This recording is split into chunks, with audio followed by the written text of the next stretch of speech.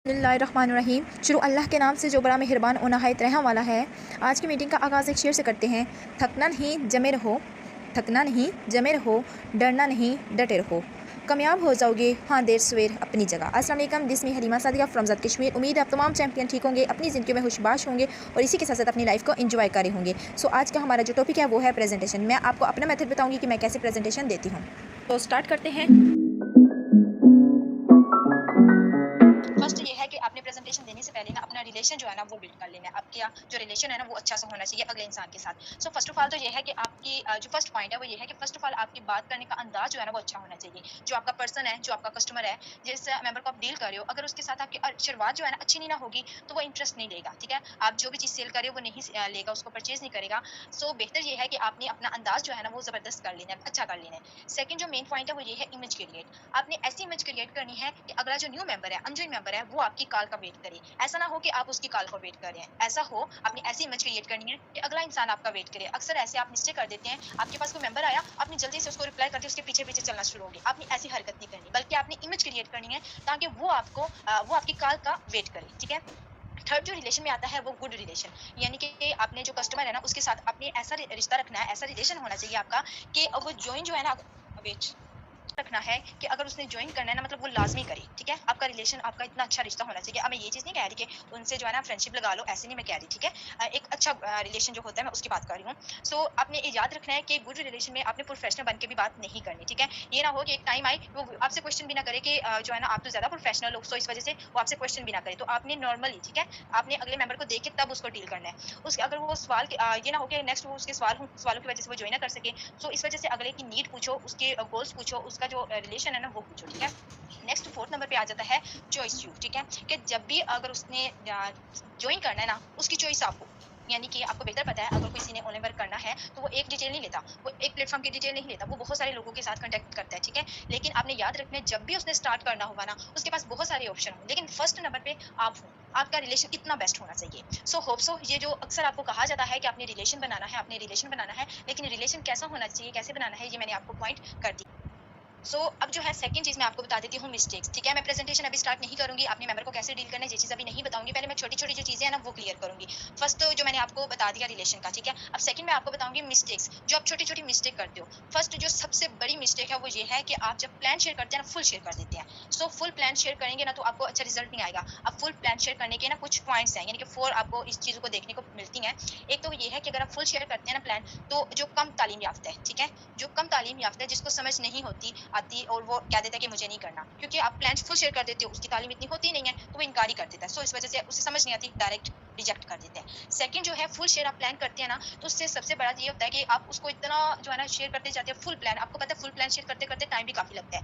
अगर आप full share करते हैं ना प्लान तो उससे लगता है कि इतना बड़ा जो है ना काम है ये मुझसे नहीं होगा, तो वो नहीं करेगा। ठीक है, अब नेक्स्ट जो है ना, यानी कि थर्ड नंबर पे जो है अगर फुल प्लान शेयर करते हो, आपको जो तीसरे नंबर पे देखने को चीज मिलती है, लोग नखरे करते हैं।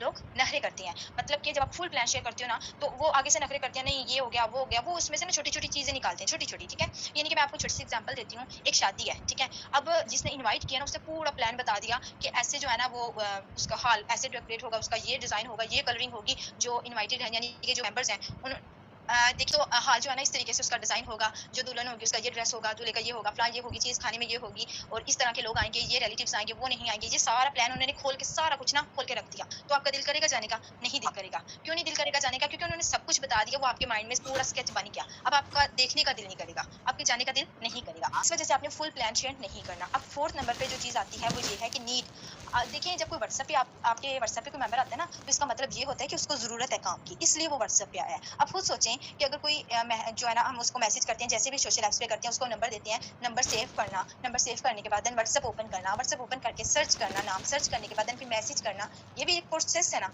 तो ये जो 3-4 जो स्टेप्स है ना, ये भी सिर्फ वही अमल करता है, उसी पे वही लोग जो है ना इस पे अमल करते हैं, वही जो है ना मैसेज करते हैं जिनको ज़रूरत होती है वर्क की। तो इसका मतलब कि जब भी आपके व्हाट्सएप पे कोई मेंबर आया तो उसको ज़रूरत है। अब डिपेंड आप पे करता है कि आपने उसकी ज़रूरत को कैसे पूरा करना है। अब यहाँ कुछ आपकी हाउसवाइफ भी आएँगी, कुछ जो है ना आपको जॉब होल्डर भी मिलेंगे, कुछ आपको जो है ना बिल्कुल जो होते हैं ना ना आगे की ना पीछे से, मतलब बिल्कुल ना पढ़े लिखे होते हैं, ना उनके जो है ना इतने बैकग्राउंड इनका अच्छा होता है कि फीस वगैरह भी दे सके, लेकिन उनको ज़रूरत होती है, ठीक है? तो वो तब भी आती हैं। तो यहाँ आपको हर कैटेगरी का इंसान मिलता है, लेकिन मेन पॉइंट है जो व्हाट्सएप पे आता है, वही आता है जिसको ज़रूरत होती है। सो प्रेज़ेंटेशन आपकी मेन पॉइंट ये है कि जो प्रेज़ेंटेशन है ना, वो आपकी शार्ट होनी चाहिए और क्लियर कट होनी चाहिए, ठीक है? ये मेन पॉइंट है कि प्रेज़ेंटेशन आपकी शार्ट एंड क्लियर कट होनी चाहिए। सो मैं अभी स्टेप्स बताने लगी हूँ, ठीक है?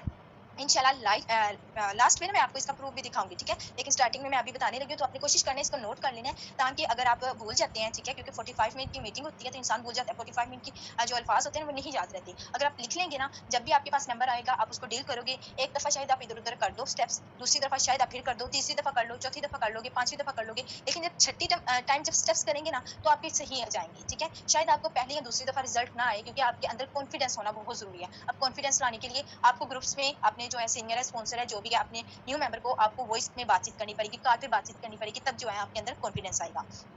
ये स्टेप्स मैं आपको बताने लगी हूँ। फर्स्ट स्टेप ये है कि जब भी आपके पास कोई मेंबर आता है ना व्हाट्सएप पे, वो ऐसे ही कहता है हाय हेलो मुझे डिटेल सेंड कर दो। आपका फर्स्ट जो स्टेप है वो ये होना चाहिए अस्सलाम वालेकुम, ठीक है? आपका फर्स्ट स्टेप होना चाहिए अस्सलाम वालेकुम, और सेकंड स्टेप होना चाहिए हाउ आर यू, ठीक है? फर्स्ट स्टेप अस्सलाम वालेकुम, second step how are you.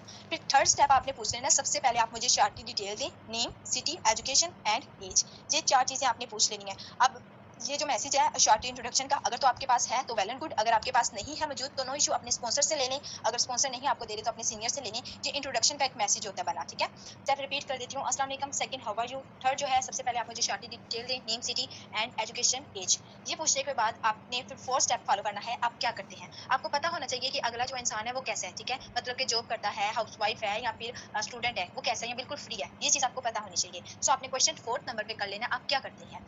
Next आपका 5 नंबर पे क्वेश्चन होना चाहिए कि आप क्या आपके पास ऑनलाइन वर्क का एक्सपीरियंस है, उससे पूछना है क्या आपके पास ऑनलाइन वर्क का एक्सपीरियंस है। अगर तो कोई कहता है कि यस है मेरे पास एक्सपीरियंस, तो आपने पूछ लेना कि अच्छा मुझे शेयर करें कैसा रहा आपका एक्सपीरियंस। वो अपना बताएगा कि मेरा फ्ला एक्सपीरियंस रह गया, या फिर जैसे कि मैं आपको छोटी सी एग्जांपल देती हूँ कि फोर्थ स्टेज को मैंने ज्वाइन किया था, या फिर ऐसा कह देगा, या फिर वो ऐसा कह सकता है ग्राफिक डिजाइनिंग का ना मेरा एक्सपीरियंस है, तो उसको आपने अप्रिशिएट करना है, ठीक है? अगर किसी का एक्सपीरियंस है तो उसको आपने फिर अप्रिशिएट करना है, यानी कि अरे वाह माशाल्लाह गुड हो गया, ऐसे आपने कहना है। लेकिन अगर कोई कहता है कि नहीं मेरा फर्स्ट टाइम है, मुझे कोई एक्सपीरियंस नहीं है, तो आपने फिर देन कहना है, उसको सपोर्ट करनी है, चलिए कोई मसला नहीं है, यहाँ आपको बिल्कुल फ्री टीचिंग ट्रेन किया जाएगा, ये चीज आपने उधर कहनी है।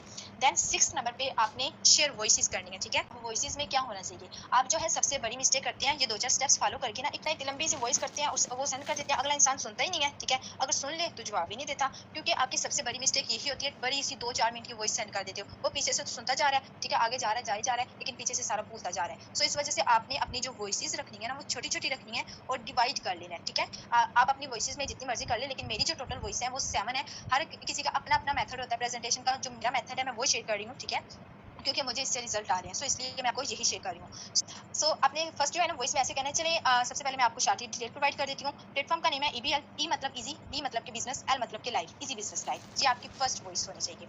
सेकंड वॉइस में आपने कहना है कि ईबीएल एक पाकिस्तान का प्लेटफॉर्म है और 2016 को इसका आगाज हुआ था और ये एफबीआर से रजिस्टर है। ये आपकी सेकंड वॉइस होनी चाहिए। अब जो थर्ड वॉइस है उसमें आपने क्या कहना है, यहाँ आपने बेसिकली डिजिटल मार्केटिंग करनी है, जो आपको ट्रेनिंग सेशन के थ्रू सिखाई जाएगी। ये आपकी तीसरी वॉइस होनी चाहिए। अब चौथे नंबर पे आपने क्या कहना है, जो डिजिटल मार्केटिंग है ना, वो सोशल ऐप्स को यूज करते हुए आपने वर्किंग करनी होती है। अब सोशल ऐप्स पे कौन कौन सी एप्लीकेशंस आती हैं ये आपको बेहतर पता है। फॉर एग्जांपल जैसे कि फेसबुक, इंस्टाग्राम, टिकटॉक, लिंक्डइन, ये मुख्तलिफ एप्लीकेशन है जहां आपको डिजिटल मार्केटिंग करनी है, जो आपको सिखाई जाएगी, देन आपने फिर यहाँ वर्किंग करनी है। ये फिर आपने फोर्थ वॉइस ये सेंड करनी है, ठीक है? एंड 5 नंबर पे आपने फिर क्या कहना है कि ईबीएल प्लेटफॉर्म अगर आप अच्छे से वर्क करते हैं तो एक दिन का 300 से 3000 तक आप अर्न कर सकते हैं, और मंथली आप 90,000 तक अर्न कर सकते हैं। ये आपकी 5 जो है वॉइस होनी चाहिए। 6 नंबर पे आपने क्या कहना है कि यहाँ आपने इन्वेस्ट करनी होती है वन टाइम के लिए, और अगर इन्वेस्ट आप इसमें इन्वेस्ट जो होती है वो आपने इसलिए करनी होती है ताकि आपका अकाउंट एक्टिव करवा दिया जाए, और अकाउंट ओपन करवाने के लिए जो फीस देनी पड़ती है वो जस्ट 850 रुपीज़ है। एंड 7th नंबर पे आपकी वॉइस होनी चाहिए। अब आप मुझे बता दें ईबीएल को आपने ज्वाइन करना है या फिर नहीं। 7 वॉइस में मैंने देखें क्या क्या बताया है, मैंने जो है ना ईबीएल के बारे में बता दिया, पहले उसका मीनिंग वगैरह भी बता दिया, ठीक है? उसका मतलब कि 2 वॉइस में मैंने क्लियर कर दी कि इसके जो है ना पाकिस्तान की कंपनी है, ठीक है? और ये 2016 को रजिस्टर है, सारा कुछ कर दिया। जस्ट 2 वॉइस में मैंने उसको ईबीएल कंपनी नेम भी बता दिया, इसी के साथ साथ जो है ना एंड ये भी प्रूफ भी दे दिया कि एफबीआर से रजिस्टर है, ठीक है? एंड सेकंड जो है ना फिर मैंने थर्ड नंबर पे मैंने उसको बता दिया कि डिजिटल मार्केटिंग करनी है और आपको ट्रेनिंग भी दी जाएगी। फोर्थ नंबर पे मैंने उसको बता दिया जो डिजिटल मार्केटिंग है वो सोशल ऐप्स पे करनी है, यानी कि इंस्टाग्राम, फेसबुक। आपको पता है तो आपने उस माइंड सेट से ही अगले को बताना है, मतलब कि अगर आप इंस्टाग्राम पे वर्क कर रहे हैं, फेसबुक पे कर रहे हैं, तो आपने फिर यहाँ एप्लीकेशन पे जो नेम लेनी है वो इंस्टाग्राम और एफबी ही लेनी है, ठीक है? फिर आपने ठीक है आपने ऐसी एप्लीकेशन के बिल्कुल भी नेम नहीं लेने, जैसे कि लिंक्डइन पे आप वर्किंग नहीं कर रहे तो आपने उस एप्लीकेशन का नेम भी भी नहीं लेना। 5 नंबर पे मैंने उसको बता दिया कि आप इतनी अर्निंग कर सकते हैं, ठीक है? दिन का भी बता दिया कितनी अर्निंग कर सकते हैं और मंथ का भी बता दिया कि आप इतनी अर्निंग कर सकते हैं, ठीक है? फिर 6 नंबर पे मैंने सिंपली जो है ना बता दिया कि आपने इतनी इन्वेस्ट करनी है और लाइफ में 1 टाइम करनी है और इन्वेस्ट क्यों करनी है? क्योंकि आपका अकाउंट एक्टिव किया जाएगा। एंड इसके अलावा जो है 7 नंबर पे मैंने क्वेश्चन भी कर दिया, अब मुझे बता दिया आपको करना है या फिर नहीं करना। अब ये 7 वॉइस है, 7 वॉइस के बाद नेक्स्ट मुझे जो है ना एक ही क्वेश्चन आता है, सॉरी आंसर आता है येस, मुझे करना है, ठीक है? एक ये मुझे आता है रिप्लाई, या फिर अगर मुझे ये आ जाता है ना कि मैं आपको बताती चलूँ कि अगर मुझे कोई कह देता है कि येस मुझे करना है, नेक्स्ट मेरा एक क्वेश्चन होता है कितने अकाउंट से? क्योंकि आपको बेहतर पता है सिंगल अकाउंट और मल्टीपल अकाउंट्स के क्या-क्या बेनिफिट्स हैं। सो मैं ऐसे ही करती हूँ, अगर कोई मुझे येस कहता है तो मैं डायरेक्ट इतना ही क्वेश्चन करती हूँ कितने अकाउंट से। अगर किसी को समझ आ जाती है तो बता देता है कि सिंगल अकाउंट से, एक अकाउंट से, लेकिन अगर किसी को समझ ना आए तो पूछ लेता है कि मैम जी आपने क्या बोला? मैम जी क्या समझ नहीं आई? ऐसे पूछ लेते हैं। तो फिर मैं कहती हूँ कि मैंने आपसे पूछा है कि आपने कितने अकाउंट से स्टार्टअप लेना है? 7 अकाउंट से, 5 अकाउंट से, 3 अकाउंट से या फिर 1 अकाउंट से? नेक्स्ट वो बताने से उनके आंसर लेने से पहले ही मैं साथ ही मल्टीपल अकाउंट्स के बेनिफिट्स बता देती हूँ। मैं आपको चलें एक्सप्लेन कर देती हूँ कि सिंगल अकाउंट के कितने बेनिफिट्स हैं और मल्टीपल अकाउंट्स के कितने बेनिफिट्स हैं, ठीक है? अब ये नहीं है कि सिंगल अकाउंट में लॉस होगा, ऐसा भी नहीं है। ये नहीं है कि सिंगल अकाउंट में आप नहीं कर सकते, आपने ऐसे बिल्कुल नहीं कहना, ठीक है? ऐसे कहना है कि सिंगल अकाउंट के बेनिफिट बताऊँगी, इसी के साथ-साथ मल्टीपल अकाउंट्स के भी बेनिफिट्स बताऊँगी। सो सिंगल अकाउंट में ये है कि अगर आप 10% वर्क करते हैं या फिर 100% वर्क करते हैं, आपको जो कमीशन मिलेगा ना वो सिर्फ़ एक ही अकाउंट में मिलेगा। जबकि अगर मल्टीपल आपके अकाउंट्स होंगे, मल्टीपल अकाउंट से मुराद ये है, आप 7 अकाउंट से 1 अकाउंट से सॉरी 3 अकाउंट से स्टार्टअप ले सकते हैं, 5 अकाउंट से, 7 से, 10 से, 15, 20, 20 प्लस से जितने भी आप अकाउंट से स्टार्ट लेंगे उतना ही आपको बेनिफिट होगा। मल्टीपल अकाउंट से लेने का सबसे बड़ा बेनिफिट ये है कि अगर आप एग्जांपल के तौर पे 10% वर्किंग करते हैं तो आपको मल्टीपल अकाउंट्स में बेनिफिट होगा। लेकिन इसी की नज़रिए अगर आप 100% वर्क करते हैं तो आपको मल्टीपल अकाउंट्स में बेनिफिट होगा, यानी कि कमीशन आएगा। एंड मेन चीज़ ये है कि अगर आप सिंगल अकाउंट में भी आपने उतनी ही वर्किंग करनी होती है और अगर आप मल्टीपल अकाउंट से स्टार्टअप ले लेते हैं वहाँ भी आपने उतनी ही वर्किंग करनी होती है जितनी आप सिंगल अकाउंट में करती हो। मतलब ये जस्ट मैंने उसको एक्सप्लेन कर दिया। अब नेक्स्ट वो अगर उसके पास कैश है तो कम से कम 3 अकाउंट से तो लाजमी करेगा, ये तो 5 से तो पक्का डन होता है, ठीक है? नहीं तो एक तो कहीं जाता ही नहीं है कि एक उसका अकाउंट लाज़मी होता है डन। अब कभी-कभी ना ये जब मैं सामने वॉइस सेंड करती हूँ ना तो मुझे एक क्वेश्चन भी आ जाता है। समझ तो लगी है, करना भी है, लेकिन काम क्या करना है? ये उसका क्वेश्चन आ जाता है। तो सिंपल वर्डिंग में मैं कहती हूँ, यहाँ बेसिकली आपने टीम बनानी है और 10 से 15 लोगों की आपने टीम बनानी है और आपने फिर उनको इस काबिल बनाना है कि नेक्स्ट वो अपनी टीम बना लें। जस्ट इतना आंसर कहना है। लेकिन अगर फिर भी कोई कहता है, अच्छा चलो ये तो समझ लगी है, टीम बनानी है, लेकिन टीम बनाने के बाद फिर क्या करना है? तो उसका ये आंसर है, देखिए अगर आप 10 से 15 लोगों की टीम बनाते हैं, देन उनको इस काबिल बना देते हैं कि वो नेक्स्ट अपनी टीम बना ली। जैसे-जैसे आपकी टीम बढ़ती जाएगी, देन कंपनी की तरफ से आपको फिर रिवार्ड्स मिलेंगे, ठीक है? आपने फिर रिवार्ड्स का ज़िक्र कर देना है। देन जो है अगर मतलब कि कहते हैं कि ओके समझ गया कि फिर उसको ज़ाहिर-सी बात है वो आपका अपना तरीका होगा कि कैसे उसे डेटा वगैरह लेना है और किस नंबर पे पेमेंट वगैरह लेनी है और कैसे अकाउंट एक्टिव करवाना है। होप सो ये आज की जो प्रेज़ेंटेशन है ये आपको बहुत ही ज़बरदस्त लगी होगी। बाकी दुआओं में याद रखिएगा। Wish you best of luck. Thank you so much. जज़ाकल्लाह।